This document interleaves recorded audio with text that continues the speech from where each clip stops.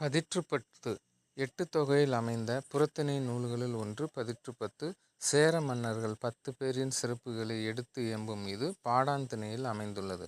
முதல் 10 பாடல்களும் கடைசி 10 பாடல்களும் கிடைக்கப் பெறவில்லை. ஓகேவா? ஒவ்வொரு பாடலின் பின்னும் துறை, வண்ணம், தூக்கு, பாடலின் பெயர் என்பவை இடம்பெற்றிருக்கிறது. பாடலில் வரும் சிறந்த சொற்றொடர் பார்த்தீங்கன்னா அந்த பாடலுக்கு தலைப்பாக கொடுக்கப்பட்டுள்ளது.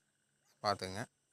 இரும்பு கடலை என அழைக்கப்படும் நூல் எதுன்னு ஒருத்தரை கேட்டாங்க. அதுவும் பதிற்றுப்பத்து தான். ஏன்னா எளிதில் படித்து பொருள் விளங்க முடியாது. எனவே இந்த பதிற்றுப்பத்து நூலுக்கு இரும்பு கடலை அப்படிங்கிற பெயரும் இருக்குது. சொல்லும் பொருளும் பாருங்கள். பதினா நாடு, நிறையம்னா நரகம், புறையோர்னா சான்றோர், யானர்னா புது வருவாய், கடும் துப்புனா மிகு வலிமை, ஏமம்னா பாதுகாப்பு. டிஎன்பிஎஸ்சியில் கேட்டிருக்காங்க. ஓகே.